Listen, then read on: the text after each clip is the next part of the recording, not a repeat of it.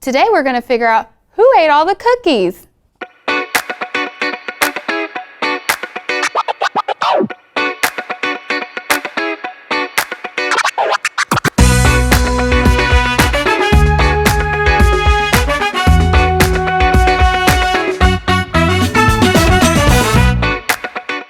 Hi, my name is Miss Sanders and I teach 3rd grade at Ebenezer Elementary School.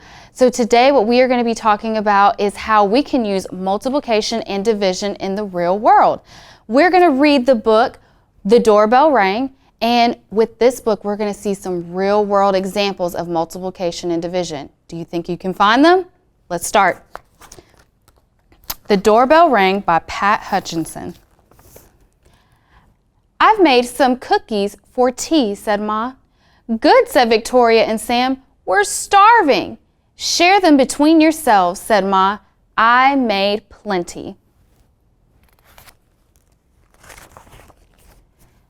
"That's 6 each," said Sam and Victoria. "They look as good as Grandma's," said Victoria. "They smell as good as Grandma's," said Sam. "No one makes cookies like Grandma," said Ma as the doorbell rang. Let's see who's at the door. It was Tom and Hannah from next door. "Come in," said Ma. "You can share the cookies." "That's 3 each," said Sam and Victoria. "They smell as good as your grandma's," said Tom. "And they look as good," said Hannah. "No one makes cookies like Grandma," said Ma as the doorbell rang. Uh-oh, who else could be coming? It was Peter and his little brother. "Come in," said Ma. "You can share the cookies."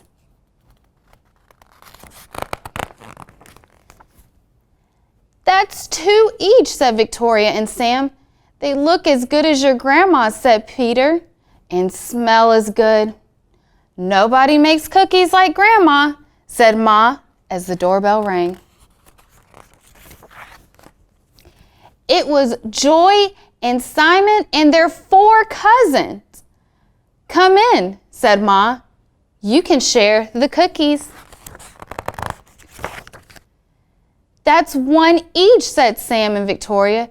"They smell as good as your grandma's," said Joy. "And look as good," said Simon. "No one makes cookies like Grandma," said Ma as the doorbell rang. And rang. I noticed their faces. They're like, "Oh no, we don't have any more cookies to share." "Oh dear," said Ma as the children stared at the cookies on their plate. "Perhaps you'd better eat them before we open the door." "We'll wait," said Sam. It was Grandma with an enormous tray of cookies. "How nice to have so many friends to share them with," said Grandma. "It's a good thing I made a lot."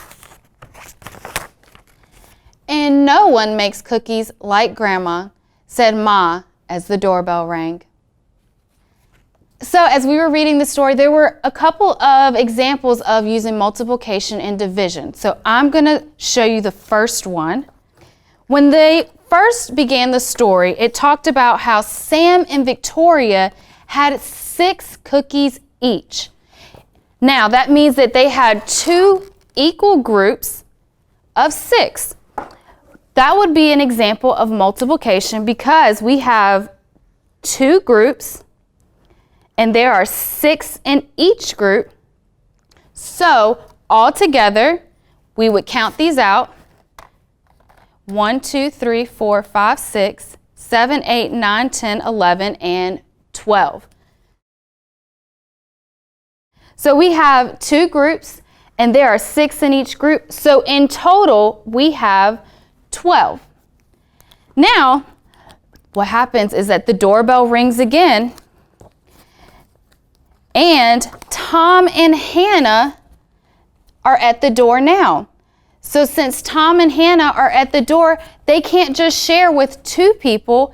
Now we have a total of 12. We have to share them with 4 people. So now I need to put out 2 more plates. And with division, that number that's in the front, that's going to be your total amount. So we know that in total we had 12 before. So we have 12 right here. We are separating them in 4 groups. So when you're trying to separate them into different groups, you need to make sure you put the same amount. So we're going to start off. We're going to count each time. 1, 2, 3, 4. And we're going to repeat it again. 1, 2, 3, 4. And one more time. 1, 2, 3, 4. Now with division, we need to figure out how many are in each group. So what I notice is that group 1 has 1, 2, 3. Let's check our answer to see if another group has 3. 1, 2, 3. Does group 3 have 3? 1, 2, 3. Let's double check group 4. 1, 2, 3. So with a total of 12 and we have 4 groups, we know that each group has 3 in them. Each person got 3 cookies. So next time that you are having to share with your siblings or other family members, you can think about, is this multiplication or division? How do I have to share them?